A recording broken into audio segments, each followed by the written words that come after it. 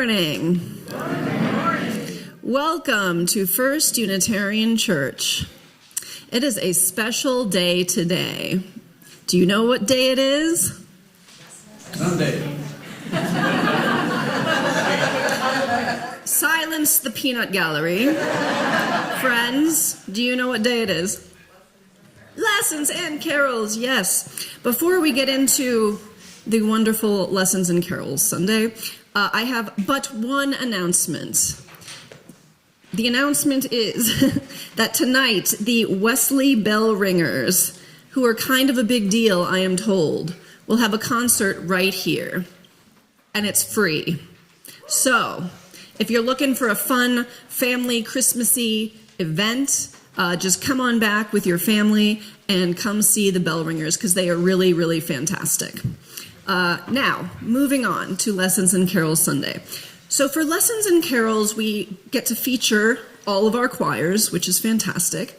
And we also feature lessons, stories by our wonderful lay ministers. So today you'll hear from Hana, from Cathy, from Jack, and from Lee.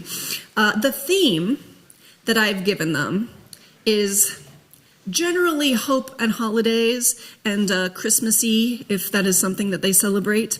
But the crutch word, that's not the word I'm looking for, but the word is hope.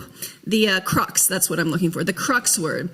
Maybe also the crutch, right? But the crux of what we're talking about is hope, because I think when you look at Christmas and try to kind of get down to this distilled essence of what it means to people, it truly is hope.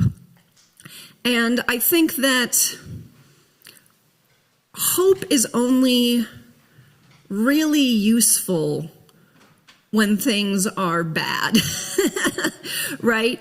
Like, we don't talk about hope when things are good, do we?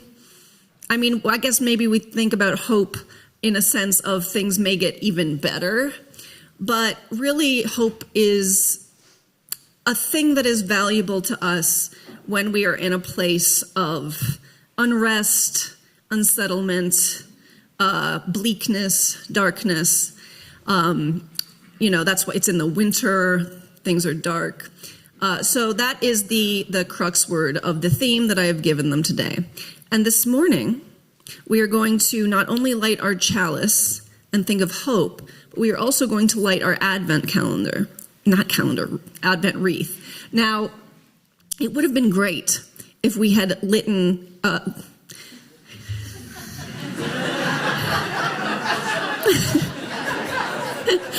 it up.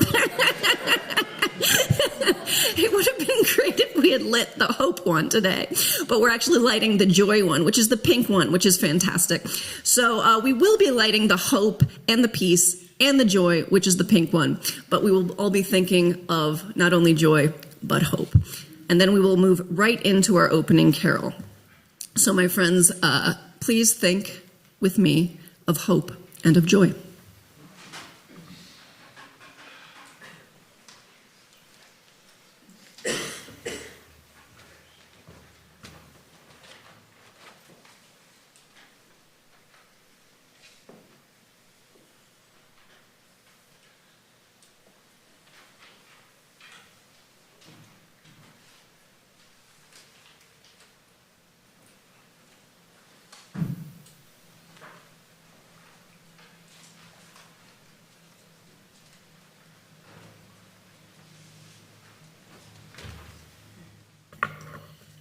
Please rise in body or spirit for our opening carol number 253. And we will sing through the Latin verse first. Okay, so sing it as it's written. You can make up your own Latin. Triumph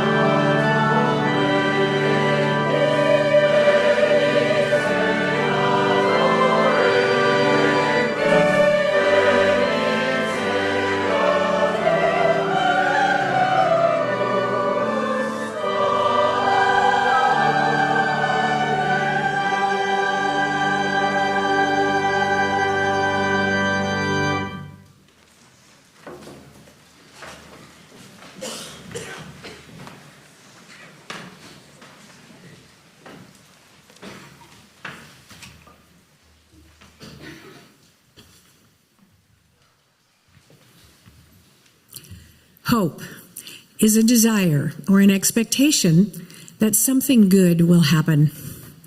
A big part of expectations around the Christmas season is gift giving. Christmas Eve at my home growing up, there was always the expectation that Santa would come with gifts. In our house, Santa did not come down through the chimney. No, he came in through the front door after dinner before us kids went to bed. Santa would ring the doorbell. My dad would answer the door and act surprised that Santa was here. Santa would chat with us for a few minutes while eating his cookies and drinking his milk, and then excuse himself because the reindeer were waiting for him to begin his journey to deliver gifts. The gifts would come later, only after we were asleep. We always felt thrilled that Santa would make a special visit to our house. Until one year, when my younger sister and I were about 6 and 7 years old. Santa arrived as usual, but there was something a little off about him. His voice was high. He was skinnier than usual. And, well, something eerily familiar about him. Wait, what? My sister and I secretly shared our perceptions with each other. Did you realize that was our brother John dressed up as Santa Claus? We were so mad at him and our parents for letting him trick us. After that, I became a Santa agnostic for years. But now, as a grown-up, 2 things happened to my belief. One thing is I learned about the NORAD Santa Tracker. The North American Aerospace Defense Command has planes and tracking devices covering the world. And on Christmas Eve night, December 24th, NORAD tracks Santa Claus as he makes his way across the globe, delivering presents to children. I mean, it's just science. The second thing that changed my belief is I became a parent. And parents have a unique perspective on the kindness, the magic, and the hope that Santa brings. Not to mention the behavioral modification impact of Santa Claus. Santa is real. So back to gift giving. I have always felt I am a bad gift giver. The thought of Christmas gift giving raises my anxiety something terrible. I deal with that anxiety by repressing the thought of giving gifts around Christmas. When my calendar shows the month of November coming up, that means Christmas is coming. I shut it out of my mind. The month of December means people around me start giving gifts to others. I can't repress it anymore. I know some people who begin planning their Christmas gifts in January. They spend all year buying and are making things to give. They have lists written or in their heads of who they want to give to. That is not me. There are so many questions to answer that I become paralyzed with anxiety. Who to give to? Who should be on my list? Immediate family members are the priority, and the children are the absolute priority. If I give to no one else, the children will get something. What about neighbors, friends, co-workers, the boss, delivery people, my Uber driver? Thinking about whom to give to raises my blood pressure. What to give? How do I decide what to give them? Do I ask them what they want, or do I try to discern what they would like and surprise them? How well do I know their preferences, their current needs, their state of mind? It's a measure of how well I really see them. What if I guess wrong? What if they're disappointed in what I give them? And maybe it doesn't matter what the gift is, as long as it's attractively wrapped. For children, the thrill is often seeing a present that is theirs to unwrap, the unknown contents, the surprise that is waiting to be opened. I'm sure we've all seen children who would prefer playing with an empty box, having thrown aside the contents. It's true for adults, too. The saying goes, it's the thought that counts. But is that really going to work if you tell your spouse, I thought about giving you a gift, but it didn't know what to get, so here's a nice box. Kidding aside, to ease my anxiety, I turn to two quotable people. First is Ralph Waldo Emerson, who is quoted as saying, the only real meaningful gift is a gift of yourself. That's a soothing thought that reduces my anxiety. I can promise to babysit my grandkids while the parents go out, knit a baby blanket for my new grandniece, and make a bunch of caramel corn to share with neighbors. And I'll make sure to give a compliment to my Uber driver. Finally, there's Winston Churchill, who said, we make a living by what we get. We make a life by what we give. My thoughts go to people in need, to people I don't know and will never see, the people who seek help from Crossroads Urban Center, the Utah Food Bank, or families in Ukraine. They need sustenance, aid, and let's face it, money. I have so much in comparison. I can easily transition my attitude and focus on allocating whatever money or time I might have to give to folks in need. So when Christmas is here, I can feel ease that my gifts have brought joy to others, especially to those whom I do not even know. This brings me hope.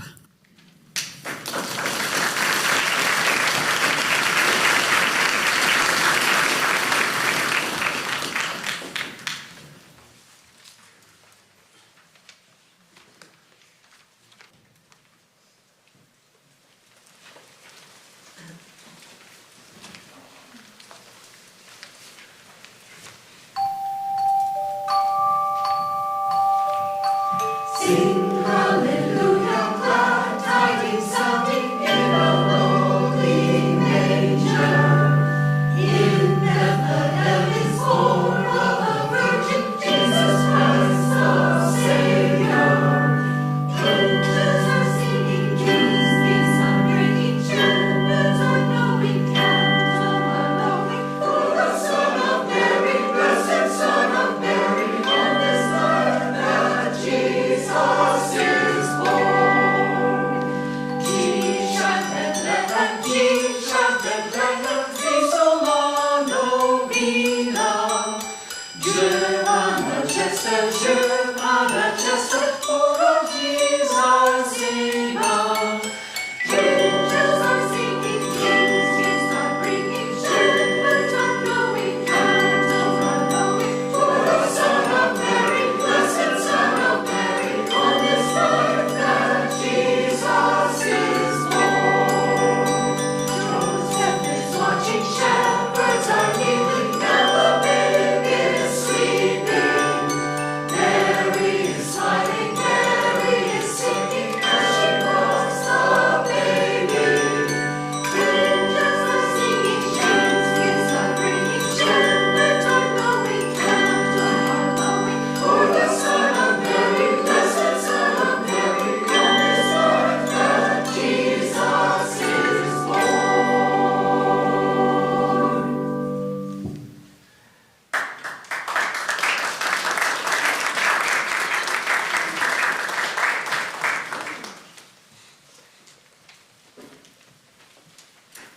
I spoke to a friend this week, a sweet older woman who was lamenting the commercialization of Christmas. She said a little sadly, it just doesn't feel like it did when I was a child. And I tend to agree. As a child, my parents tried to help us focus on the true meaning of the season by reading Christmas stories as a family. And we loved watching classic Christmas movies. What is it about these stories that opens our hearts during this cold and sometimes isolating time of year? As it turns out, multiple fields of research show that humans are wired for story. Stories aren't just entertainment. They affect our biology, our psychology, neurology, and even our spirituality. So let's revisit a few classic stories now and their deeper meaning to help us reflect on the warmth and meaning of the holiday season. It's a Wonderful Life. George Bailey spends most of his life feeling small, trapped, or inadequate. But when he's given the chance to see what the world would be like without him in it, the truth becomes clear. Every small act of kindness he offered, every unseen sacrifice he made, every quiet moment of goodness he embodied, had rippled outward in ways he never imagined. George discovered that his existence was deeply meaningful after all, and this taught him that he was absolutely enough. He felt a renewed sense of hope and joy. This story also asks us the same question of ourselves. Is my life meaningful, even when I feel insignificant? And it reassures us that each of our lives carries sacred worth. The Christmas Carol. Most of us know this epic tale. Ebenezer Scrooge, a miserly and grumpy man with more money than he needs, is visited by the ghosts of Christmas past, present, and future. He's frightened and shaken as the spirits confront him with visions of his own life, moments where his coldness wounded others. Ebenezer is forced to see his shadows, his regrets, and his possibilities. After this night of remorse, Ebenezer is changed. His heart is filled with love and generosity. A Christmas Carol asks us, what would we see if we were confronted with a vision of our own life? How might we choose to open our hearts a little more, even if just to ourselves? It teaches that when we courageously face our own shadows, we don't just bless the world around us, we find joy within. And here's a modern classic, Home Alone. When Kevin McAllister's big extended family accidentally leaves on vacation without him, leaving him behind in a big empty house, the structures that kept him safe all fall away. He has no choice but to confront childhood fears and protect his family's home from the threat of invaders. Kevin discovers courage, creativity, resilience, and love. Even Home Alone whispers a spiritual truth. We grow into who we are meant to be when we claim our own light and power in the midst of chaos. Through characters like his jerk of a big brother, Buzz, and the scary neighbor, Old Man Marley, Kevin learns to discard his fear and judgment and replace them with empathy and understanding. These stories endure because they speak to universal longings we have as humans. We want to see the redemption of a grieving soul. We want to rediscover the parts of ourselves that we somehow lose in our distracted lives. And then there are the angels. Isn't it striking that this time of year, across cultures and traditions, we find so many stories of angels, mysterious visitors, and miraculous transformations? Why does society have an increased tolerance for stories of heavenly visitors during the holidays? And while Home Alone doesn't have angels, it does show Kevin praying for help at church before he defends his home against the wet bandits. So call it spirit, ancestors, guides, inner wisdom, mystery, or divinity. For me, this is where the stories become even more exciting. And I may lose some of you here, but I've always felt drawn to mysticism. When I think about angels or divine messengers, I don't picture winged beings descending from the sky. I think of moments in my life when I felt supported by something unseen, when a prayer really felt like it was answered, when meditation felt transcendent, moments when I have felt carried through hardship or when clarity came from nowhere, moments when the right person appeared at the right time, when I sensed that there was something more happening behind the scenes than I could logically explain. I've come to believe that the story of Jesus' birth, whether we read it literally, symbolically, or somewhere in between, carries a message that feels universal. That there is a spark of divinity in every one of us. That ordinary human life is absolutely interwoven with sacredness. The story of the baby Jesus reminds us that love arrives in humble and lowly places. That hope can be born in the quietest corners of our lives. So, this Christmas season, maybe consider curling up with a favorite story. Not just for nostalgia, but to rekindle something ancient and true within yourself. Let the story of George Bailey remind us that our lives have meaning.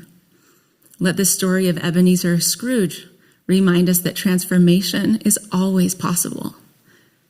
And let the story of Kevin McAllister remind us that we often discover our courage when we feel deeply scared and alone. Finally, may the story of the babe in the manger remind us that we are part of something larger, more ancient, and more beautiful than we know.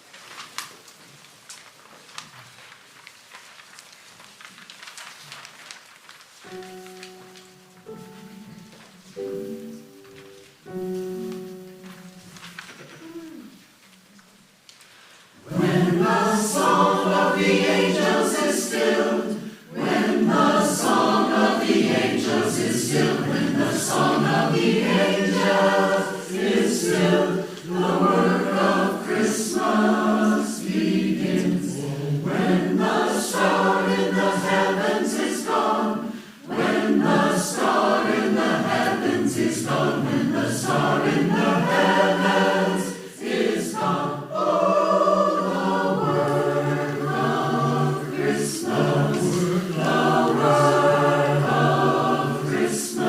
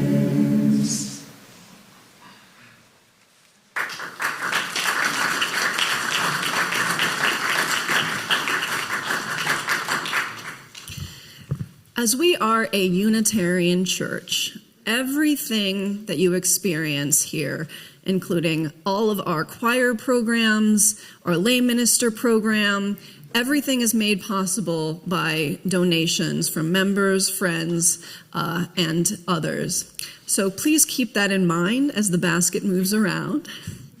Give as generously as you are able, and please take this time to greet one another as well.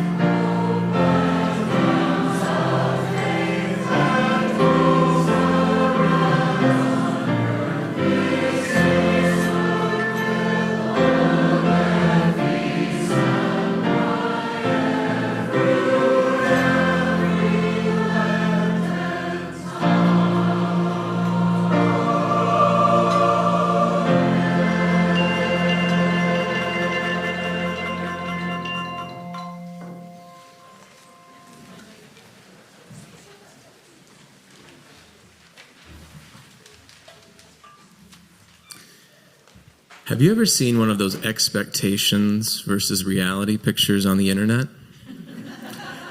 You know, the picture when someone bites off a bit more than they can chew and the results are a little bit less than they hoped for. I think the holidays are a great time for those moments. Moments of high expectation that come at the end of a long year, but now it's the holidays, and you just know that things are going to be different.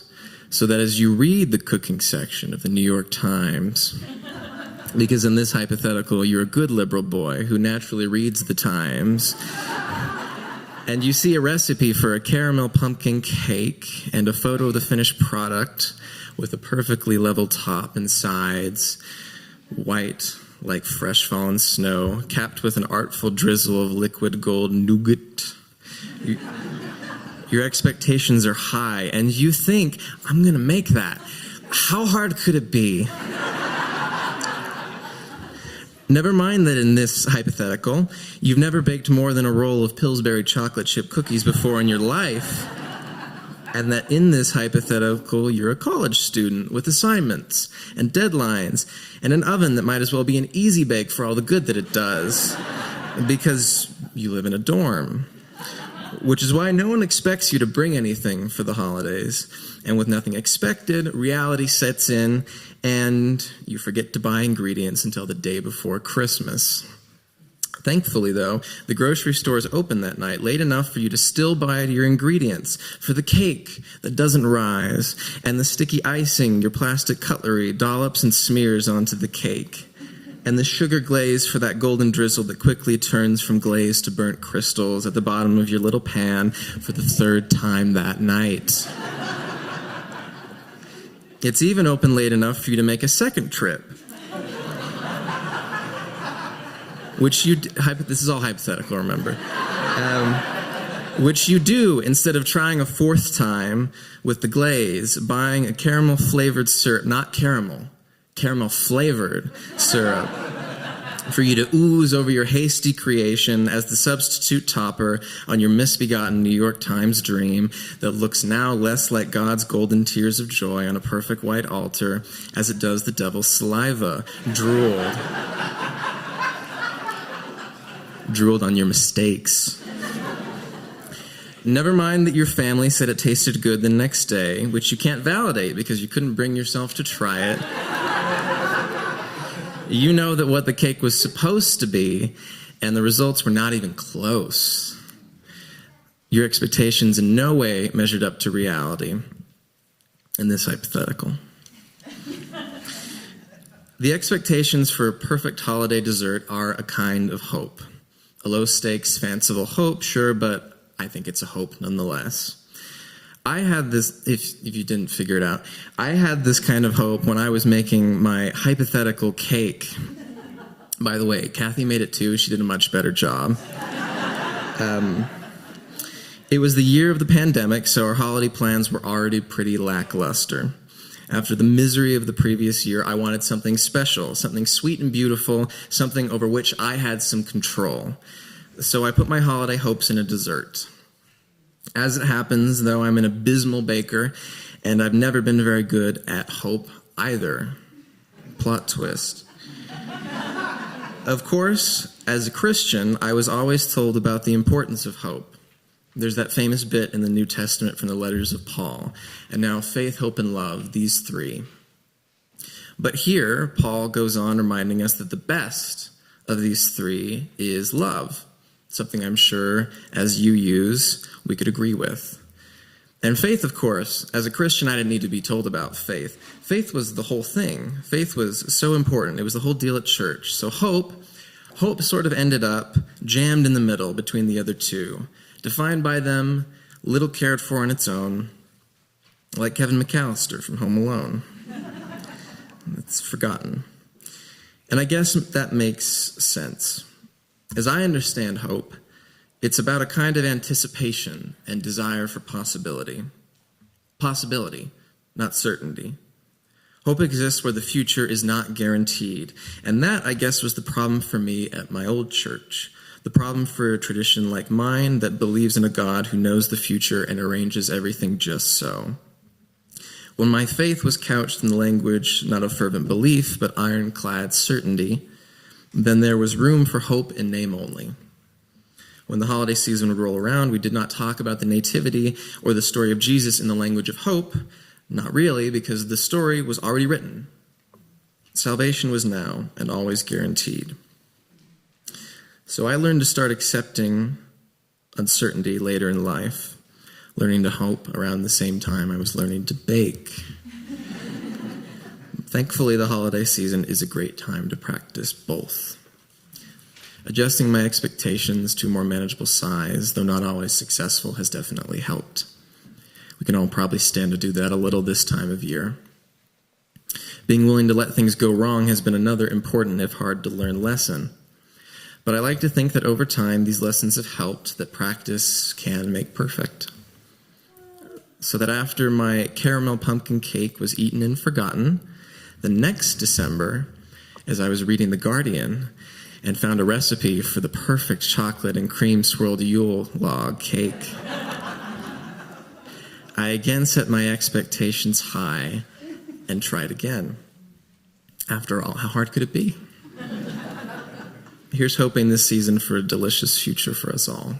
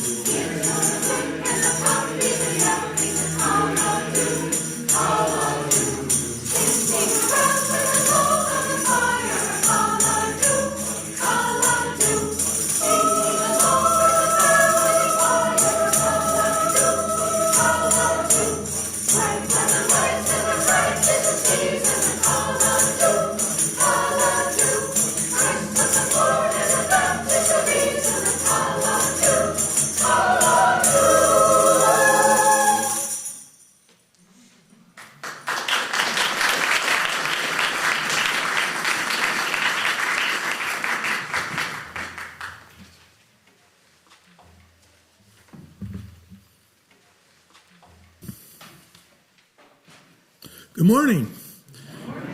Today my lesson is simple. A table, some potluck dishes, and a quiet Christmas miracle from the 20th century. You remember way back in the 1990s? You know, those were pre-smartphone days. It looked like a traditional Christmas party, but the real miracle started months earlier with my wife Linda's creative family law insight. My ex-wife was struggling raising our 3 daughters in rural upstate New York and needed a job.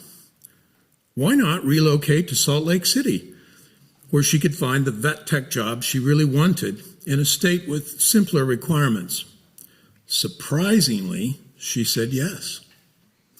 My youngest daughter and I began looking for rental properties when we happened onto a small home for sale in the neighborhood. We stepped into the open house. The real estate agent suggested that Linda and I could refinance our primary residence to buy this one. My daughter said, "Mom would love this house." That settled it. Linda agreed we would buy the house. Mom and daughters would live rent-free, the costs covered by child support and the travel money we had been spending on flights and hotels. Everyone knew the terms. Everyone's dignity mattered. Blended families only work when all parties feel valued and treated fairly.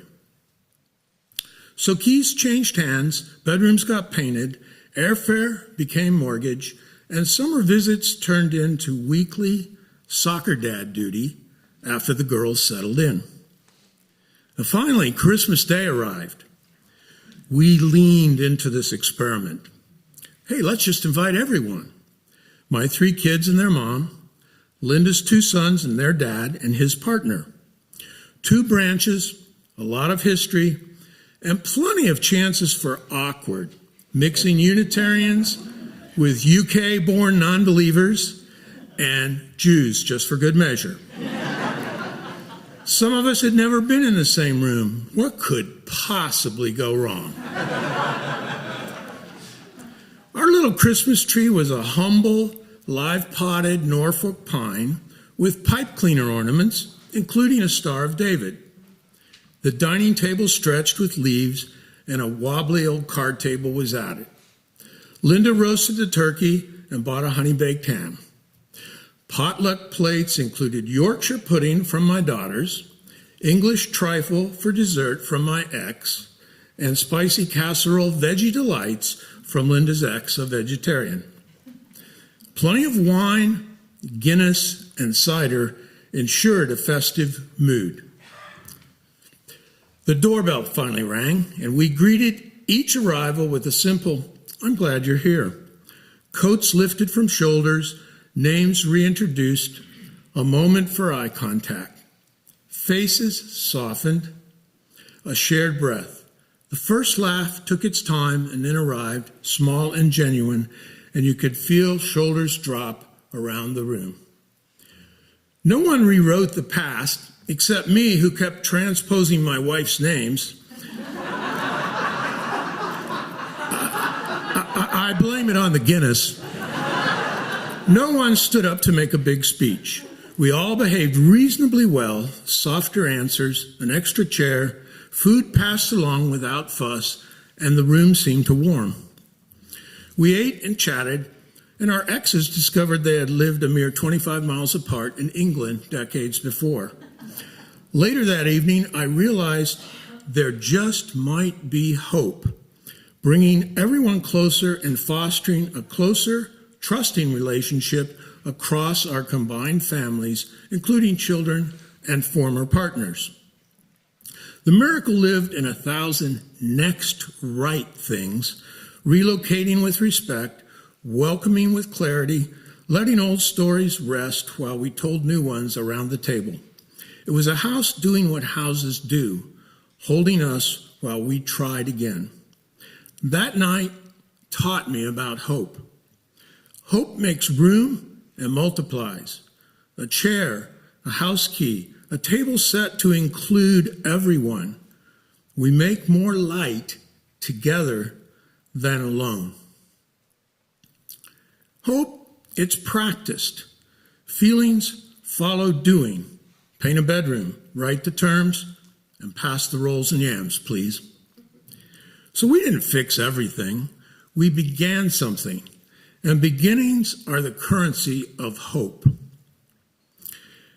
As we gather to sing our remaining carols, may they invite us to notice the quiet that lets us try the next kind thing, and the light that shows where to put the chair.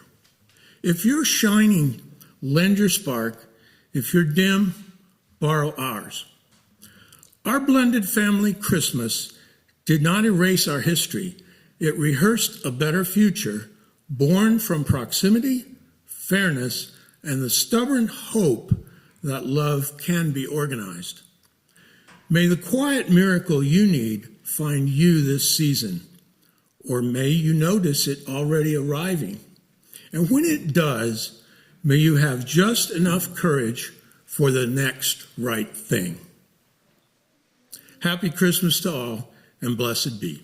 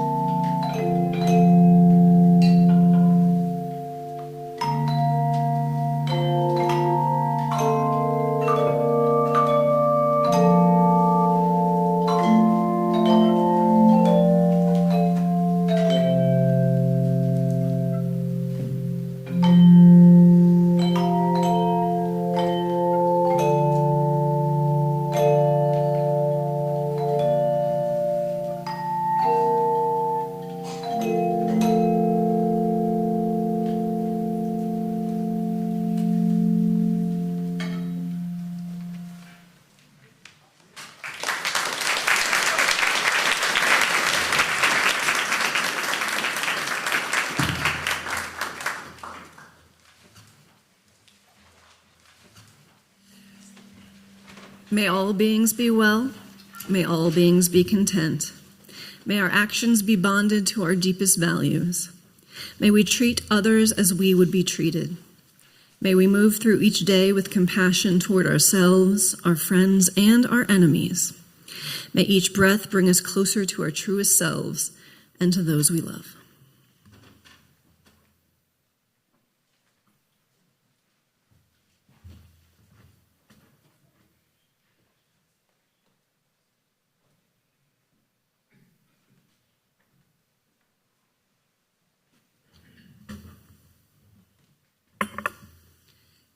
Please rise in body or spirit for our closing hymn, number 237.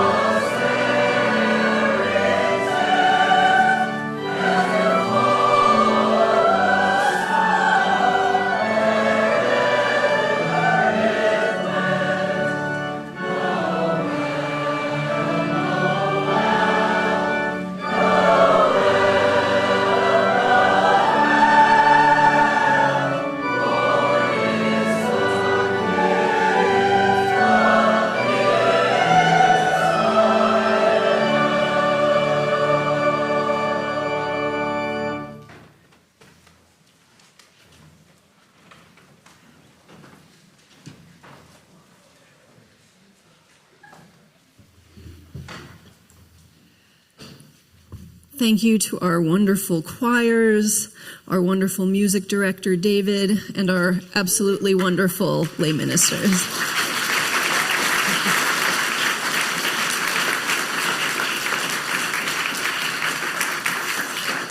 And thank all of you for coming out this morning and joining us for our lessons and carols. There will be one more piece from our choir, and then after that, I hope to see you out in Elliott Hall, where we will share Christmassy snacks, including popcorn. Merry Christmas.